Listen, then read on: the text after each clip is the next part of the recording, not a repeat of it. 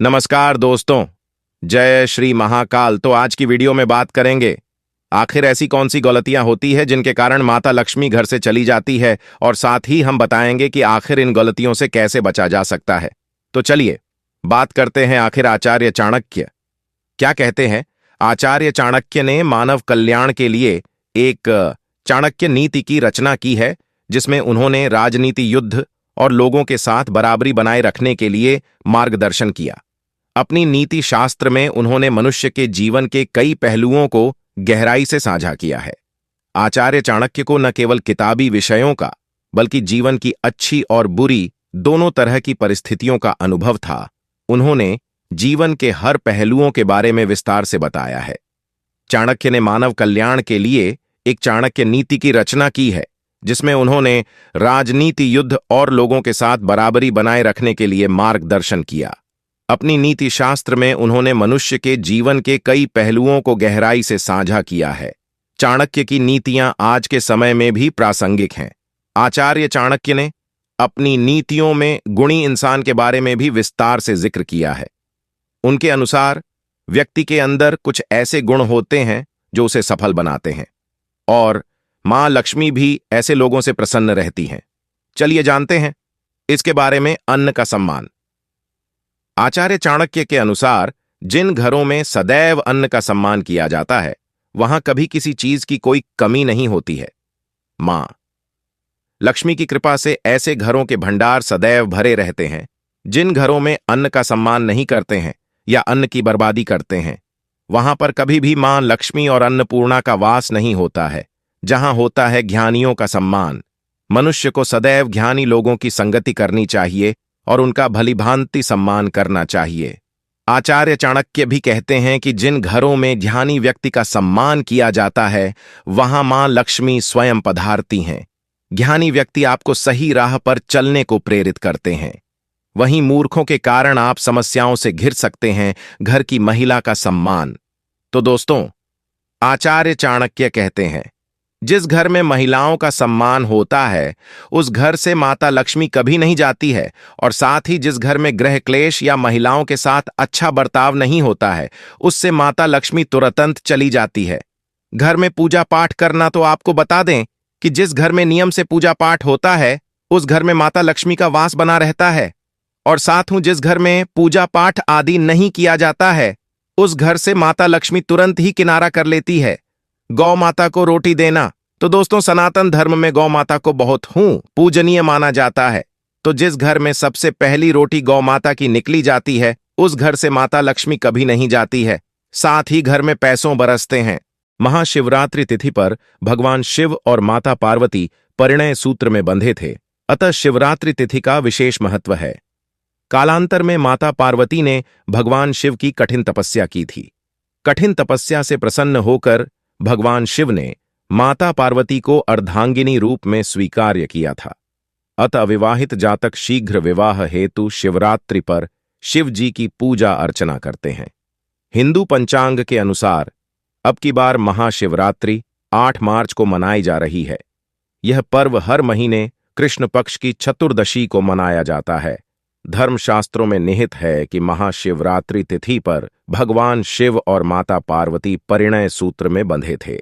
अतः शिवरात्रि तिथि का विशेष महत्व है। कालांतर में माता पार्वती ने भगवान शिव की कठिन तपस्या की थी। कठिन तपस्या से प्रसन्न होकर भगवान शिव ने माता पार्वती को अर्धांगिनी रूप में स्वीकार्य किया था। अतः अविवाहित जातक शीघ्र विवाह हेतु शिवरात्रि पर भगवान शिव की विशेष पूजा अर्चना करते हैं। वहीं विवाहित स्त्रियां सुख, संतान और सौभाग्य की प्राप्ति हेतु शिवरात्रि का व्रत करती हैं। शिवरात्रि करने के कई कठोर नियम हैं। इन नियमों का पालन करने से व्रत पूर्ण होता है।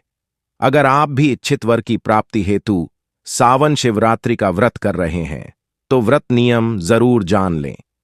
आइए जानते हैं सावन शिवरात्रि के दिन क्या करें। सावन शिवरात्रि के दिन स्नान ध्यान कर सर्वप्रथम गंगा जल से भगवान शिव का अभिषेक करें। तत्पश्चात कच्चे दूध से अभिषेक करें। अंत में सामान्य जल में बेलपत्र और सुगंध मिलाकर अर्घ्य दें। आप चाहे तो पीतल के पात्र में दूध, दही, शहद, गंगाजल और पानी मिश्रित पंचामृत से भगवान शिव का अभिषेक करें। महिलाएं पूजा के समय, माता पार्वती को पूजा के समय श्रृंगार का सामान ही चूड़ियां और सिंदूर अर्पित करें। सिंदूर अर्पित कर माथे पर जरूर लगाएं। अविवाहित लड़कियां इस समय राम रक्षा स्तोत्र का पाठ करें। सावन शिवरात्रि पर सात्विक विचार मन में रखें, अतः मन ही मन शिव सुमिरन करें। साथ हूं। अगर आप मन में सात्विक विचार रखते हैं तो आपका मन और तन शुद्ध रहेगा और आपको भक्ति करने में आसानी भी रहेगी और साथ ही भोलेनाथ की कृपा भी आपके ऊपर बनी रहेगी। भगवान शिव का आशीर्वाद पाने के लिए शिवलिंग पर भांग, धतूरा, बेलपत्र आदि चीजें अर्पित करें। इस समय शिव चालीसा का पाठ और आरती करें। सावन शिवरात्रि पर ब्रह्मचर्य नियमों का पालन करें, क्योंकि ये एक पवन त्योहार होता है और इन नियमों का पालन बहुत जरूरी है। तो चलिए अब बात करते हैं कि शिवरात्रि पर क्या नहीं करना चाहिए, क्या न करें। सावन शिवरात्रि पर अन्न ग्रहण न करें। अगर आप व्रत उपवास रख रहे हैं तो संध्या आरती के पश्चात फलाहार करें। दिन के समय में भी फल ही ग्रहण करें। सावन शिवरात्रि के अगले दिन पूजा पाठ कर व्रत खोलें। इस समय अन्न ग्रहण कर सकते हैं। सावन शिवरात्रि पर दिन में सोने की मनाही है। भूलकर भी दिन में न सोएं। फिर वे कौन से फूल होते हैं जो महादेव को अति प्रिय होते हैं? अगर आप उनको शिवरात्रि के दिन शिवलिंग पर अर्पित करते हैं तो भोले बाबा आपकी हर परेशानी को हर लेते हैं। तो चलिए वीडियो में आगे बढ़ते हैं। हिंदू पंचांग के अनुसार फाल्गुन मास की कृष्ण पक्ष की चतुर्दशी तिथि के दिन महाशिवरात्रि का त्योहार मनाया जाता है। इस साल महाशिवरात्रि का व्रत 8 मार्च 2024 को रखा जाएगा। इस दिन माता पार्वती और शिव जी का विवाह हुआ था। महाशिवरात्रि के दिन शिव जी की पूजा विधि पूर्वक करने से साधक की सारी मनोकामना की पूर्ति होती है और घर में सुख समृद्धि आती है। ऐसी भी मान्यता है कि इस दिन का उपवास करने से पापों से मुक्ति मिलती है। शिव पुराण में कुछ ऐसे फूलों के बारे में बताया गया है जिनको अर्पित करके भगवान भोलेनाथ को प्रसन्न किया जा सकता है। आइए जानते हैं भगवान शिव को कौन से फूल अर्पित कर सकते हैं। तो सबसे पहले हम बात करेंगे महाशिवरात्रि के दिन भगवान शिव को प्रसन्न करने के लिए चमेली का फूल अर्पित करना चाहिए। ऐसी मान्यता है कि इस दिन शिव जी को चमेली का फूल चढ़ाने से साधक के जीवन में सुख शांति आती है, साथ ही उसका घर परिवार भी एक से चलता है। अब आगे बात करते हैं धतूरे का फूल। भगवान भोलेनाथ भांग और धतूरा बहुत ही प्रिय है। ऐसे में शिवरात्रि के दिन शिव जी को धतूरे का फूल चढ़ाने से साधक के दाम्पत्य जीवन में आ रही सभी समस्याएं समाप्त हो जाती हैं। इसके साथ ही भक्त की हर इच्छा की पूर्ति होती है और ग्रह क्लेश को भी खत्म कर देते हैं। अब बारे करेंगे गुलाब का फूल। यदि आप अपने दाम्पत्य जीवन में खुशहाली बनाए रखना चाहते हैं तो शिवरात्रि के दिन महादेव को गुलाब का फूल अर्पित करें। ऐसा करने से शिव की कृपा साधक पर हमेशा बनी रहती है। साथ ही गुलाब का फूल चढ़ाने से संतान सुख की भी प्राप्ति होती है। अलसी का फूल। शिवरात्रि के दिन भगवान शिव को अलसी का फूल अर्पित करने से व्यक्ति को हर पाप से मुक्ति मिलती है। अलसी का फूल भगवान शिव के साथ साथ भगवान विष्णु को भी बहुत लोकप्रिय है। अगर व्यक्ति ने कितने भी पाप किए हुए हो, अगर वो शिवरात्रि पर अलसी का फूल शिवलिंग पर अर्पित करते हैं, उनके सभी पापों का नाश हो जाता है। सफेद और लाल फूल। शिव पुराण के अनुसार शिवरात्रि के दिन भगवान शिव को लाल और सफेद फूल अर्पित करने से मोक्ष की प्राप्ति होती है।